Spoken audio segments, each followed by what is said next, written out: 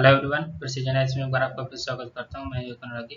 अगर हम पिछली क्लास की बात करें, पिछली क्लास में हमने भारत में जो जीडीपी की गणना से संबंधित है, भारत में जीडीपी की गणना से संबंधित हमने कुछ महत्वपूर्ण पहलुओं को डिस्कस किया था, जिसमें हमने पहले लिया था MCA 21 का डेटा जो लिया था, जो मिनिस्ट्री ऑफ कॉर्पोरेट अफेयर्स के द्वारा किसी भी कंपनी या फर्म को 21 डिजिट का एक नंबर प्रोवाइड किया जाता है, जिससे कोई कंपनी है इस नंबर के थ्रू अपना डेटा जो है, जिसमें किसी भी वित्तीय वर्ष में जो अंतिम रूप में उत्पादित वस्तु एवं जो सेवाएं होती हैं, उनका डेटा प्रोवाइड करवाता है। किसको? मिनिस्ट्री ऑफ कॉर्पोरेट अफेयर्स को प्रोवाइड करता है, जिससे हमें जीडीपी के आंकड़े मिलते हैं। हमने ये बात किया था। दूसरा हमने बात किया था टैक्स से रिलेटेड, जैसे जीएसटी। फिर उसके बाद हमने तीसरा बात किया था, ये हमारा पहला है दूसरा। फिर हमने तीसरी बात की थी जो आर्थिक संगणना होती है, जो मोसपाई के द्वारा कराई जाती है। आर्थिक संगणना जो मोसपाई के द्वारा कराई जाती है, इसको भी हमने डिस्कस किया था। ये आर्थिक संगणना 1975 में शुरू हुई थी और इसके तहत मोसपाई के अंतर्गत हमने बात किया था कि जो एनएसएसओ है, एनएसएसओ ये आर्थिक शोध और असंगठित क्षेत्रों का आंकड़ा एकत्रित करने के लिए ग्राउंड लेवल पे जाकर के सारे डेटा को व्यवस्थित करते हैं और फिर ये जो है मोसपाई को देते हैं, और ये मोसपाई जीडीपी की गणना करती है। जीडीपी की गणना के बाद जो जीडीपी के आंकड़े हैं उसे एनएसए द्वारा जारी किए जाते हैं। ये हमने पूरा पिछले क्लास में डिस्कस किया था। प्लस इसके साथ हमने डिस्कस किया था कि जो राष्ट्रीय आय से संबंधित जो मूलभूत संबंधित जो शब्दावली है, राष्ट्रीय आय से संबंधित, जैसे हमने पहले बात किया था, इसमें हमने बात किया था सकल वर्सेस निवल क्या होता है, सकल वर्सेस निवल में क्या डिफरेंस होता है, इस पे हमने भी डिस्कस किया था। जो आज का जो हमारा टॉपिक होगा, आज हम बात करेंगे कि जो राष्ट्रीय और घरेलू में क्या अंतर होता है, यानी घरेलू वर्सेस राष्ट्रीय डिस्कस करेंगे। और आज ही हम बात करेंगे कि जो नॉमिनल जीडीपी और रियल जीडीपी क्या होता है। यहाँ पे रियल जीडीपी, नॉमिनल जीडीपी और रियल जीडीपी में क्या अंतर होता है। फिर जीडीपी, पीपीपी क्या होता है, परचेजिंग पावर पैरिटी जो होती है, इसको भी डिस्कस करेंगे। ये आज की क्लास में हमारा ये टॉपिक रहेगा। चलिए हम वीडियो को शुरू करते हैं। लेकिन उससे पहले मैं आप सभी को बता दूं, अगर आपको सेशन के पीडीएफ के लिए आपको टेलीग्राम का लिंक डिस्क्रिप्शन बॉक्स में मिल जाएगा। आप वहां से जाइए और ज्वाइन करिए। और अगर आपको कोई भी डाउट हो, आप वहां से मुझे पूछ भी सकते हैं, और इंस्टाग्राम का लिंक मिलेगा, उसको भी आप चाहे तो ज्वाइन कर सकते हैं। अगर हम बात करें घरेलू वर्सेस जो राष्ट्रीय हो, यानी कि डोमेस्टिक वर्सेस नेशनल की बात करें, अगर घरेलू की बात करें, तो घरेलू से ऐसा ये होता है जो घरेलू देश की आर्थिक सीमा के अंतर्गत, यानी कि किसी भी देश की आर्थिक सीमा हमने बात किया था जीडीपी की परिभाषा में। आई होप आपको याद होगा। आर्थिक सीमा के अंदर हुए उत्पादन से है, कि अंदर उत्पादन से है, ये घरेलू से। आर्थिक सीमा, देश की आर्थिक सीमा के अंतर्गत कौन समाहित होता है, ये हमने बात किया था। जैसे राजनीतिक सीमा, किसी भी देश की राजनीतिक सीमा। फिर इसके बाद हमने बात किया था जो उसकी सामुद्रिक सीमा है,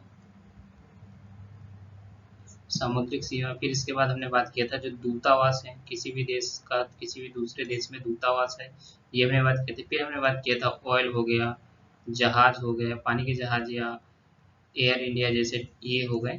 इनका जो स्वामी जिस देश का होगा, वो उसकी आर्थिक सीमा में जोड़ा जाएगा। तो ये हमने आर्थिक सीमा के अंतर्गत हमने देखा था। ये जीडीपी की परिभाषा में भी हमने देखा था, आपको याद होगा। तो ये घरेलू से आशय होता है, घरेलू किसी भी देश की आर्थिक सीमा के अंदर हुए उत्पादन से है। इसको क्या बोलेंगे, वो घरेलू प्रोडक्ट यानी डोमेस्टिक प्रोडक्ट है, इसको बोला जाता है। अगर वही बात करें राष्ट्रीय से, तो राष्ट्रीय से आशय होता है कि लोगों के द्वारा किए गए उत्पादन या आय से। अगर हम राष्ट्रीय की बात करें, राष्ट्रीय में, तो लोगों के द्वारा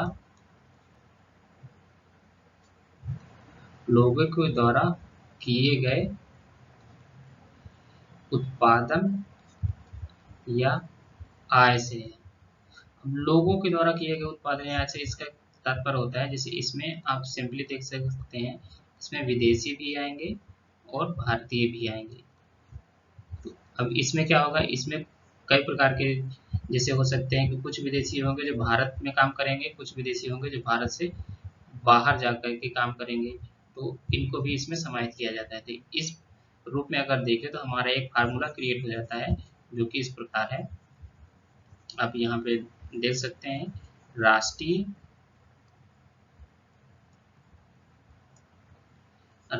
इक्वल आप यहाँ पे घरेलू जो डोमेस्टिक जो आर्थिक सीमा के अंतर्गत हुआ, प्लस आप यहाँ पे देखेंगे जो विदेशों से कुल साधन आय, जो विदेशों से प्राप्त हमें जो कुल साधन आय होती है वो विदेशों से प्राप्त कुल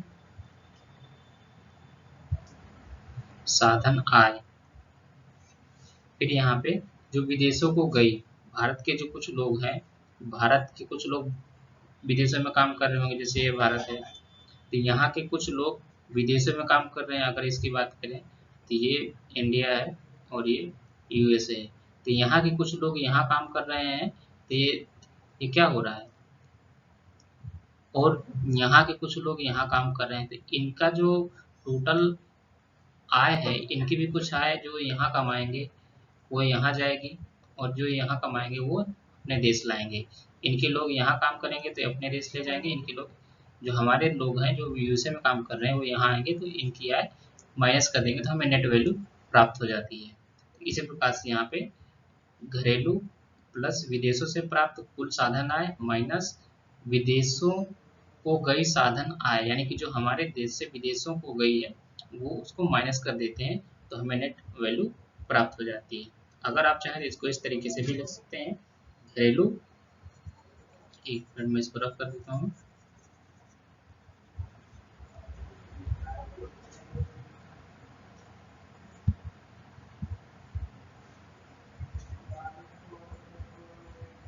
तो आपका ये यहाँ पे राष्ट्रीय इक्वल घरेलू प्लस ये आपको यहाँ पे मिल जाएगा विदेशों से प्राप्त साधन आय। जब आप विदेशों को गई आय और आई वहां से आए जिसको माइनस करेंगे तो हमें नेट वैल्यू जो प्राप्त होगी इसी को कहा जाता है। तो ये आपका एक यहाँ से फार्मूला बन जाता है।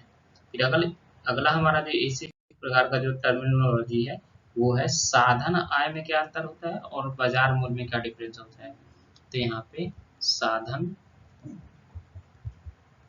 आय वर्सेस बाजार मूल्य,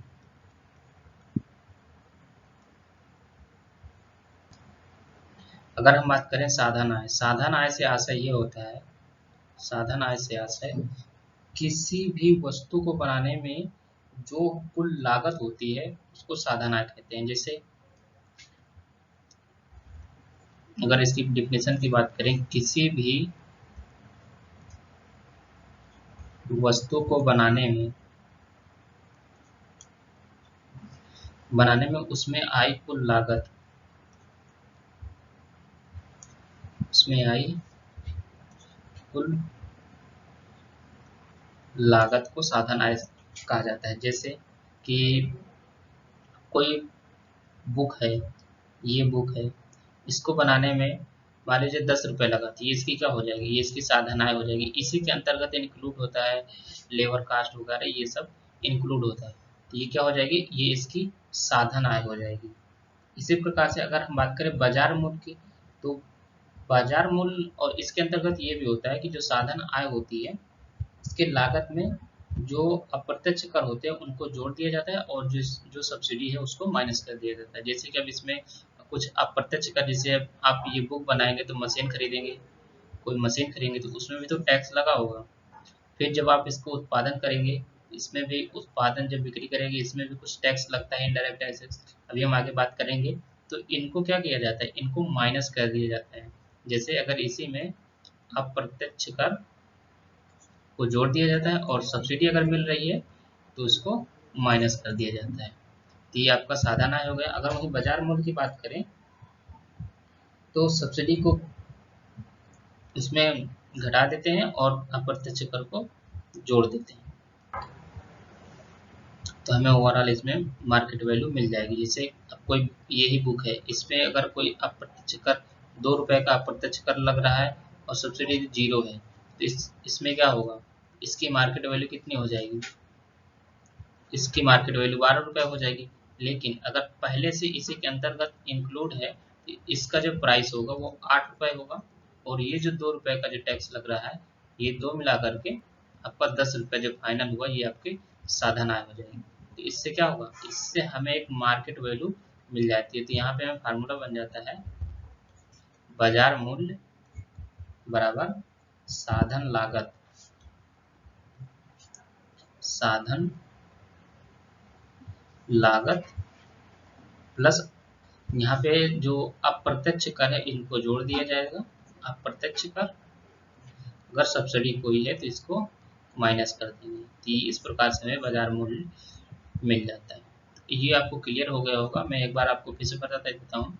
जिससे साधन आय से आशय क्या होता है, किसी भी वस्तु, जब कोई भी वस्तु बनाई जाती है, जैसे ये बुक है, इसको बनाने में उसमें आई कुल लागत है। जैसे मान लीजिए कुल लागत उसमें 8 रुपए आई, फिर इसमें क्या होता है, अब इस वस्तु को बनाने के लिए कुछ मशीन खरीदेंगे, लेबर कास्ट आएगी, वो सब मिला करके जो आएगा, तो ये इसी के अंदर इंक्लूड है। लेकिन इसमें टैक्स भी तो लगेगा, जो मशीन आपने खरीदी है उसमें टैक्स भी लगा होगा।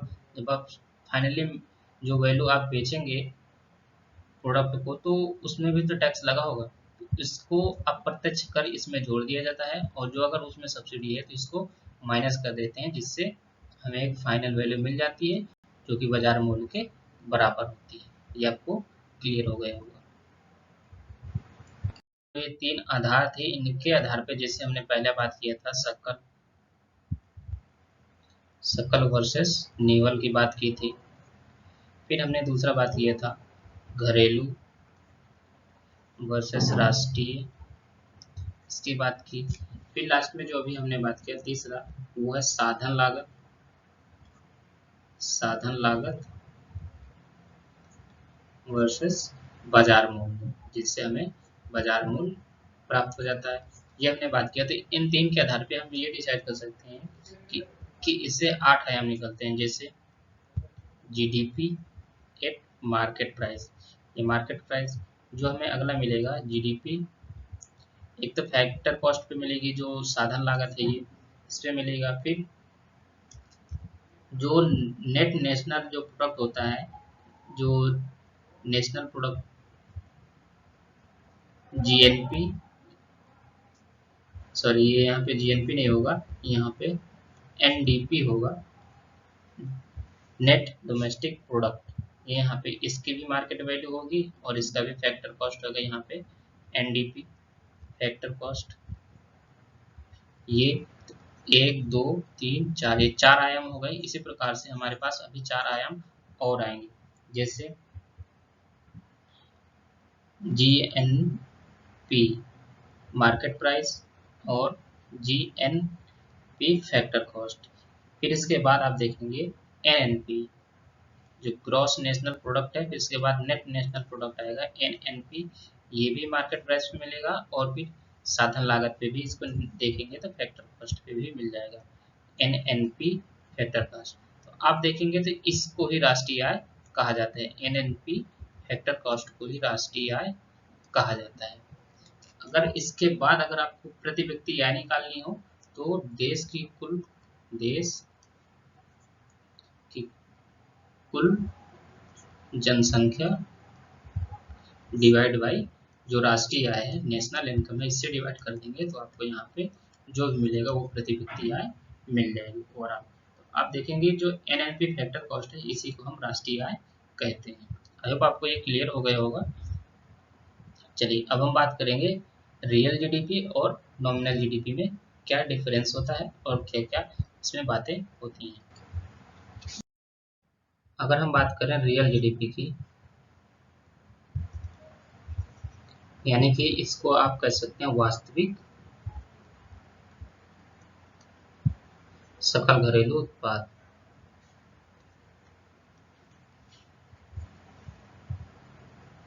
अगर हम इसकी बात करें तो सबसे पहले आप जीडीपी को देखेंगे तो जीडीपी में हमने क्या बताया था, किसी देश की आर्थिक सीमा के अंतर्गत अंतिम रूप में उत्पादित वस्तु एवं सेवाओं के मौद्रिक मूल्य। यहाँ पे क्या आता है, यहाँ पे मौद्रिक मूल्य को समाहित किया जाता है। तो मौद्रिक जब मूल्य को समाहित किया जाएगा तो अगर कोई भी प्रोडक्ट है, मान लीजिए हमने बुक का एग्जांपल लेते हैं, ये बुक है, इसकी वैल्यू 100 रुपये है। अगर इसकी 100 रुपये वैल्यू है तो इसके मौद्रिक मूल्य को समाहित किया जाता है। अगर इसकी वैल्यू अगर हम 200 कर दें, 200 रखें, तो हमें क्या होगा, यहाँ पे जो जीडीपी है वो बढ़ा हुआ दिखाई देगा। जो जीडीपी है, जीडीपी एक्चुअल रूप में बढ़ी हुई दिखाई देगी। तो इसको कैलकुलेट करने के लिए यूएनएसएनए के द्वारा एक रियल जीडीपी और जो नॉमिनल जीडीपी है, इनमें अंतर देखा जाता है। रियल जीडीपी और नॉमिनल जीडीपी में अंतर देखा जाता है। इसको नापने के लिए सबसे देश, किसी भी देश के विकास के लिए सबसे अच्छा तरीका यही है कि आप नॉमिनल जीडीपी और रियल जीडीपी में अंतर को देखें, तो आपको उसके आर्थिक विकास की गणना पूरी स्पष्ट रूप से मिल जाती है। तो इसी को आगे बढ़ाने के लिए, मतलब कि इस किसी भी देश के आर्थिक विकास को सही रूप में नापने के लिए एक ये कॉन्सेप्ट जो है United nation system of nation account के द्वारा शुरू किया गया था, जो कि भारत भी इसका प्रयोग करता है। और एक बात ये भी कि अगर अंतरराष्ट्रीय स्तर पे बात करें तो किसी भी देश की जो जीडीपी का जो मूल्यांकन होता है वो नॉमिनल में होता है, उसको नॉमिनल में दिखाया जाता है, या GDP, PPP, purchasing power parity, इस पे भी दिखाया जाता है। तो आपको ये याद रखना है कि अंतरराष्ट्रीय स्तर पे जीडीपी को कैसे दिखाया जाता है। चलिए हम बात करते हैं रियल जीडीपी की, या बात कर लेते हैं पहले नॉमिनल जीडीपी की। अगर हम बात करें नॉमिनल जीडीपी की, जैसे मैंने बताया था कि ये इसका मौद्रिक मूल्य, किसी भी बुक का मौद्रिक मूल्य 100 रुपये है। अगर उसकी वैल्यू बढ़ा दी जाए तो ये इसका क्या होगा, ये अगर 200 रुपये मूल्य है तो ये इसका क्या हो जाएगा, ये बाजार मूल्य हो जाएगा। इसका क्या है, ये बाजार मूल्य है। तो नॉमिनल जीडीपी की अगर बात करें, नॉमिनल जीडीपी में नॉमिनल का मतलब होता है सांकेतिक, सांकेतिक जीडीपी। इसके अंतर्गत अगर देखें तो किसी वित्तीय वर्ष में चालू कीमतों पर, ये जो मैं बताया बाजार मूल्य, ये चालू कीमतों पर अगर मौद्रिक मूल्य की गणना की जाती है तो उसे नॉमिनल जीडीपी कहते हैं। अगर इसकी बात करें तो इस पे मतलब कोई आधार वर्ष वगैरह नहीं होता है, जैसे कि रियल जीडीपी में पहले हम आधार वर्ष लेते हैं, फिर आधार वर्ष तब लेते हैं जब जैसे किसी भी ईयर में कोई ज़्यादा बढ़ोतरी ना हुई हो और ना ही ज़्यादा गिरावट हुई, तो उसको हम बेसियर लेकर के चलते हैं, आधार वर्ष लेकर के चलते हैं। तो नॉमिनल जीडीपी में हम बाजार मूल्य पर निकालते हैं, यानी कि जो उसके मौद्रिक मूल्य है, जो चालू कीमतों पर जो मौद्रिक मूल्य की गणना की जाती है, उसे नॉमिनल जीडीपी कहते हैं। तो जैसे अभी हमने बात किया 200, तो ये क्या होगा, अगर किसी भी प्रोडक्ट में की वैल्यू, बाजार मूल्य जो है उसका जो चालू कीमत है 200 रुपये है, तो उसकी जीडीपी क्या हो जाएगी 200। जबकि पहले क्या है, पहले थी इसकी 100 जस्ट दुगना हो गई, तो यहाँ पे जीडीपी कितनी शो कर रही है 200। लेकिन अगर इसी को आधार वर्ष से तुलना करें तो एक्चुअल ग्रोथ रेट कितनी हुई है 100%। तो साफ साफ पता चल रहा है कि प्राइस में बढ़ोतरी हुई है। तो अगर इसकी डिफिनेशन की बात करें सांकेतिक जीडीपी से, ऐसे ये होता है सांकेतिक जीडीपी से आशय दिए गए वित्तीय वर्ष में, दिए गए वित्तीय वर्ष में चालू कीमतों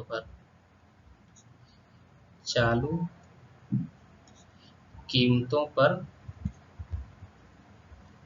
मौद्रिक मूल्य की गणना से है, मौद्रिक मूल्य की गणना से है। आई होप आपको नॉमिनल जीडीपी समझ में आ गया होगा। अब चलते हैं कि जो रियल जीडीपी है इसका क्या कॉन्सेप्ट है, कैसे हम कंपेयर करते हैं, तो कैसे हमें एक्चुअल ग्रोथ रेट का पता लगता है। अगर हम बात करें रियल जीडीपी की, रियल जीडीपी, इसी को हम कहते हैं वास्तविक जीडीपी। इसमें सबसे पहले क्या होता है, इसमें एक आधार वर्ष बनाया जाता है। अभी भारत का आधार वर्ष 2011-12 है। तो आधार वर्ष किसे बनाया जाता है, किसी भी नॉर्मल ईयर को, कोई भी नॉर्मल ईयर है जिसमें ना ज़्यादा बढ़ोतरी हुई हो और ना ही ज़्यादा गिरावट हुई, किसकी ग्रोथ रेट की, जो जो ग्रोथ रेट है उसमें ना तो ज़्यादा बढ़ोतरी हुई हो और ना ही ज़्यादा गिरावट हुई हो, तो उस ईयर को हम नॉर्मल ईयर लेकर के चलते हैं और उसी को आधार वर्ष लेके, हालांकि अभी 2011-12 है, लेकिन इसको अभी जो हटाने के लिए बात हुई थी तो उसमें मतलब पहले नॉर्मल ईयर जो था, बेस ईयर, ये 2004-5 था। फिर इसके बाद 2011-12 किया गया। अब इसको भी चेंज करने की बारी है, जिससे कि अभी कोविड के कारण इसको चेंज नहीं किया जा सकता है, इसको हम आगे समझेंगे। तो इसमें एक आधार वर्ष लिया जाता है, हमारा वर्तमान ईयर है 2011-12। इसमें क्या होगा, अगर जैसे कोई भी प्रोडक्ट है, इसको एक एग्जाम्पल समझते हैं। जैसे आधार वर्ष, यहाँ पे आधार वर्ष, ये आधार वर्ष पर जो वस्तुओं की कीमत है ये हो गई, और ये यहाँ पे जो हमने चालू कीमत पे जो हमने बात की थी, चालू कीमत, ये हो गया। तो यहाँ पे मान लीजिए किसी वस्तु की कीमत 100 रुपये है, या किसी वस्तुओं का जो उत्पादन हो रहा है, मान लीजिए अगर हम इस तरह देखें, उत्पादन, अगर कोई वस्तु का उत्पादन अगर हो रहा है, मान लीजिए यहाँ पे 15 पेन का उत्पादन हो रहा है, 15 पेन का उत्पादन हो रहा है, और कीमत कितनी है, कीमत है मान लीजिए 20 रुपये। तो जीडीपी कितनी हो जाएगी, 300। 300 कैसे हो जाएगी, लेकिन ये चालू कीमत पे है, क्योंकि ये यहाँ पे चालू कीमत है, चालू कीमत पर तो ये जीडीपी हो जाएगी। तो जीडीपी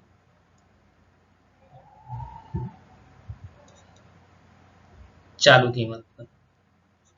फिर अगर हम बात करें, अगर बेस ईयर की बात करें, तो पेन उत्पादन तो उतना ही हो रहा है, 15 ही पेन उत्पादन हो रहा है, लेकिन अगर 2011-12 में अगर बात करें, 2011-12 में अगर इसकी चालू कीमत मान लीजिए 10 रही होगी, तो 10 हो गया, तो यहाँ पे जीडीपी कितना हो रहा है, 150। तो यहाँ पे स्थिर कीमत पे,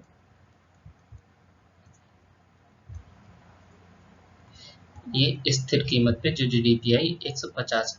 तो अब आप देखेंगे तो ये जो गैप है, जस्ट आप देखेंगे 2 गुना है। तो साफ साफ पता चल रहा है कि जो उत्पादन है वो तो सेम है, लेकिन बढ़ोतरी कहाँ हुई है, कीमत पे बढ़ोतरी हुई है। ये आप यहाँ पे देखेंगे बढ़ोतरी कितनी हुई है, जस्ट दुगनी हो गई। तो इस ये कैलकुलेशन करने के लिए यूलियन एसएनए के द्वारा ये कंपैरिजन किया जाता है, ताकि देश की, किसी भी देश की आर्थिक स्थिति को वास्तविक रूप में आकलन किया जा सकता है। आई होप कि आपको पूरा क्लियर हो गया होगा।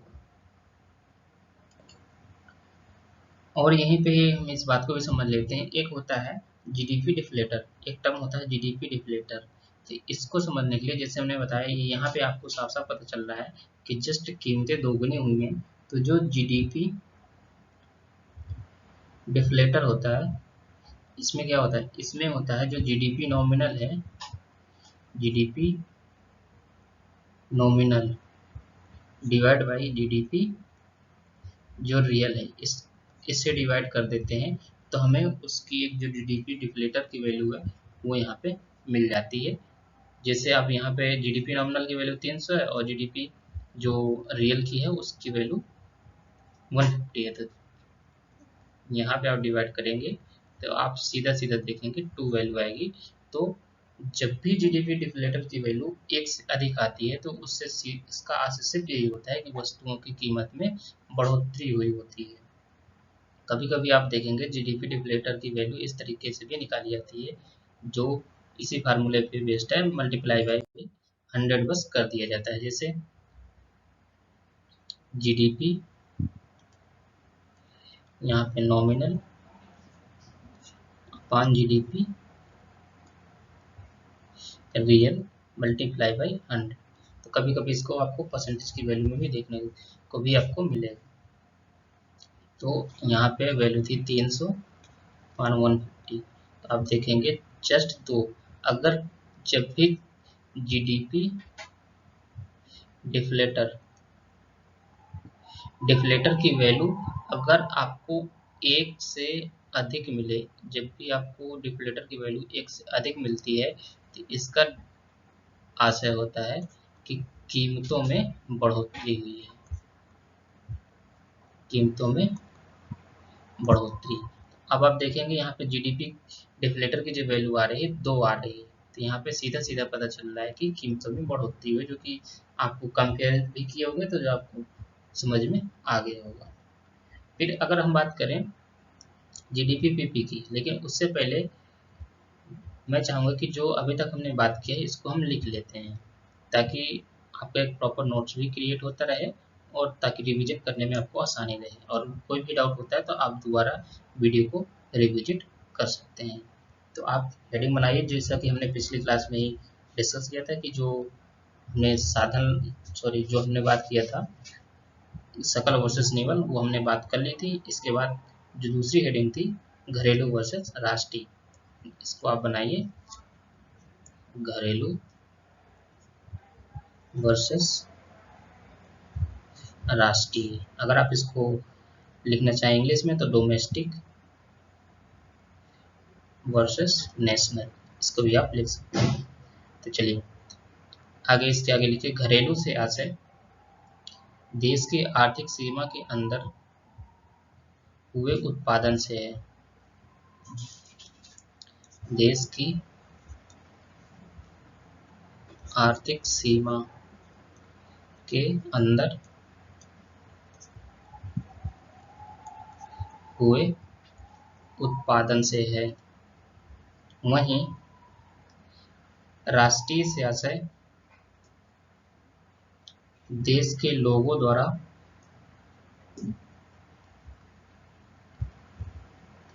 राष्ट्रीय से आशय देश के लोगों द्वारा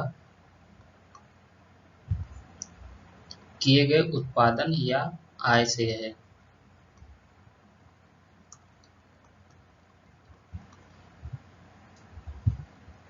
तो इस प्रकार कहा जा सकता है, या इस प्रकार कहा जा सकता है, जो ये फार्मूला मैं बताया था, राष्ट्रीय इक्वल घरेलू प्लस ब्रैकेट विदेशों से प्राप्त आय माइनस यहाँ पे विदेशों को गई आय, विदेशों को गई आय ब्रैकेट यहाँ पे आप क्लोज कर देंगे। तो ये हो गया। दूसरा हमारा था, जो तीसरा टर्मिनोलॉजी थी साधन लागत वर्सेस बाजार मूल्य।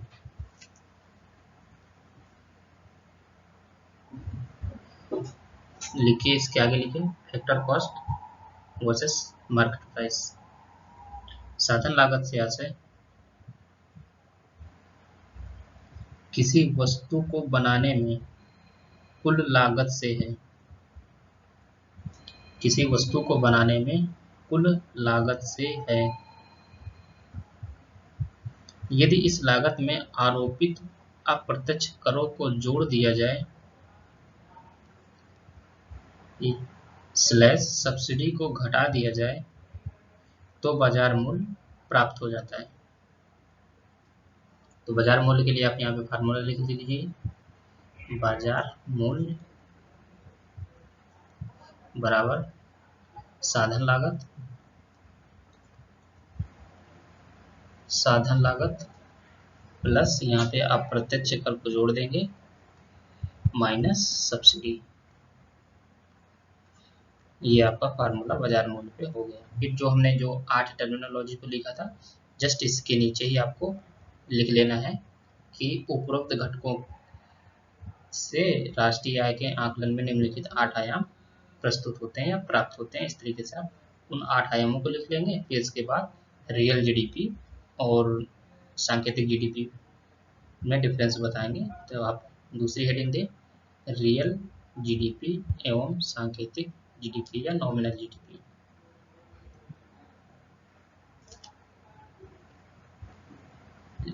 पहला पॉइंट लिखिए, चूंकि जीडीपी की गणना में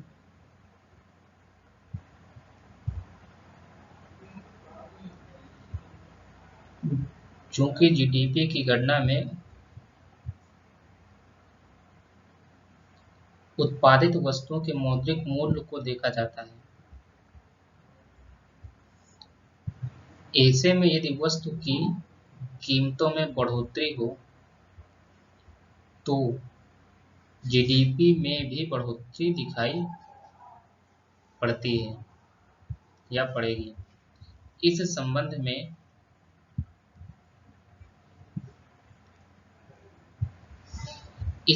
में आकलन को स्पष्ट लाने हेतु संयुक्त राष्ट्र द्वारा जीडीपी सांकेतिक एवं जीडीपी वास्तविक में तुलना प्रारंभ की गई है। अब इसके नीचे दूसरा पॉइंट लिखेंगे, संयुक्त राष्ट्र के अनुसार प्रत्येक देश को जीडीपी आकलन हेतु एक आधार वर्ष बनाना चाहिए।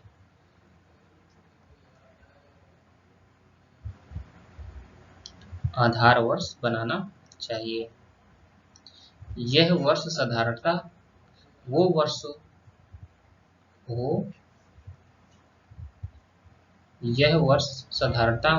हो जब आर्थिक गतिविधियां स्थायी हो तथा वस्तु की कीमतों में बहुत अधिक उतार चढ़ाव न हुआ हो।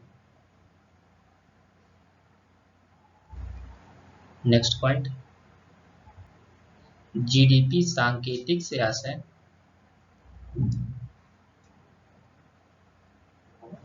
किसी दिए गए वित्तीय वर्ष में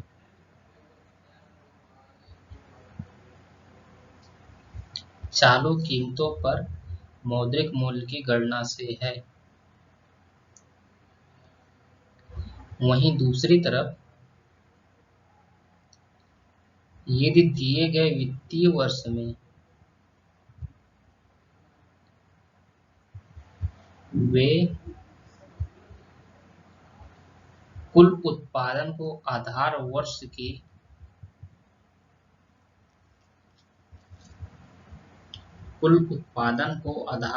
की कीमतों में गणना की जाए तो उसे जीडीपी वास्तविक कहते हैं या रियल जीडीपी कहते हैं। अब आपको यहीं पे वो जो मैंने एग्जांपल दिया था उत्पादन और आपको एक साइड चालू कीमत लिखना है। चालू कीमत वही वाला आपको यहाँ पे एग्जांपल देख देना है। 15 पेन मल्टीप्लाई बाई 20 का उत्पादन होता है, तो चालू कीमत पे आप देखेंगे 3 से यहाँ पे आपकी जो जीडीपी हो जाएगी। फिर उत्पादन सेम है लेकिन अब आधार वर्ष पे निकालेंगे तो उसका जो मौद्रिक मूल्य होता है वो 10 रुपये होता है, तो यहाँ पे 150 वैल्यू आती है, लेकिन ये यहाँ पे जीडीपी रियल होती है। तो जब आप इन दोनों को डिवाइड करेंगे तो जीडीपी डिप्लेटर की वैल्यू प्राप्त हो जाती है। ये एग्जांपल आपको वहाँ पे लिख लेना है। मैं चाहूँगा कि आप यहाँ पे एक नोट की तरह एक पॉइंट लिख लें जो मैंने बताया था, तो आप उसी के नीचे नोट लगाएं। नोट में पहला पॉइंट लिखिए, अंतरराष्ट्रीय स्तर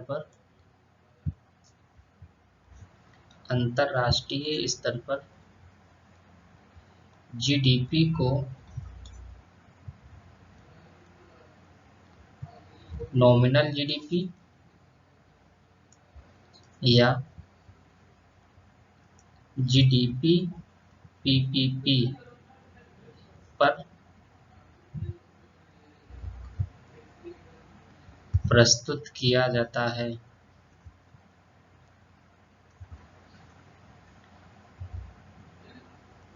इसी में अगला पॉइंट लिखेंगे नोट में ही,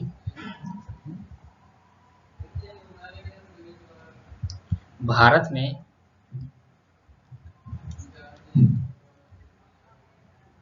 जीडीपी का नया आधार वर्ष 2015 में बदला गया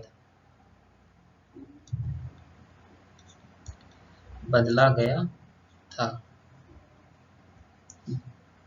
ब्रैकेट में आप इसी तरह लिख सकते हैं, पहले यह, अभी आप इसी के आगे कंटिन्यू लिखिए, वर्तमान में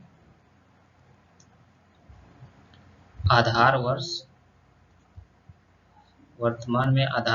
2011-12 है। अब आप यहाँ पे लिख दीजिए ब्रैकेट में, पहले ये 2004-05 था।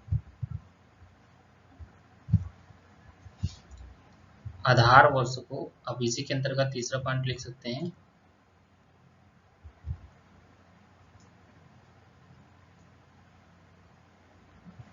आधार वर्ष को मोस्पाई के द्वारा बदला जाता है। आप इसको इस तरह भी लिख सकते हैं, कोविड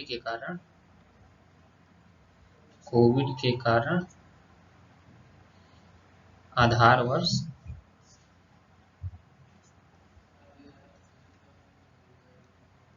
मोस्पाई द्वारा बदला नहीं जा सका। ये कुछ बातें हो गई जो अभी तक हमने डिस्कस किया था। अब एक छूट रहा है आपका जो जीडीपी डिफ्लेटर है, तो उसको भी आप यहाँ पे लिख लीजिए, जीडीपी डिफ्लेटर। हेडिंग बनाया जीडीपी डिफ्लेटर। इसको हिंदी में कहें तो जीडीपी अस्फीतक कहते हैं। तो आप इंग्लिश वाला टर्म याद रखिए, क्योंकि यूपीएससी खुद कहती है कि अगर कोई कंट्रोवर्सी होती है तो वहाँ पे इंग्लिश के जो शब्द होंगे उसको वरीयता दी जाएगी। तो आप जीडीपी डिफ्लेटर याद रखिएगा, जीडीपी डिफ्लेटर हेडिंग बनाइए। जीडीपी अस्फीतक से आशय जीडीपी सांकेतिक एवं जीडीपी वास्तविक के अनुपात से है। आपको वही फार्मूला यहाँ पे लिख लेना है, जो जीडीपी यहाँ पे डिफ्लेटर है, डिफ्लेटर वाला जीडीपी नॉमिनल और यहाँ पे रियल, जीडीपी रियल, ये लिख लेना है। और एक इसी के नीचे अगेन इसी को टाइप करके या लिख करके आप ऐसे ही मल्टीप्लाई बाई 100 करा देंगे और उसके नीचे लिखेंगे कि अगर यदि डिफ्लेटर का मान, उसके नीचे लिखिए, यदि डिफ्लेटर का मान जीडीपी नॉमिनल अपान जीडीपी रियल इंटू 100, ये अब इसके नीचे लिखना है, यदि डिफ्लेटर का मान 1 से अधिक हो, 1 से अधिक हो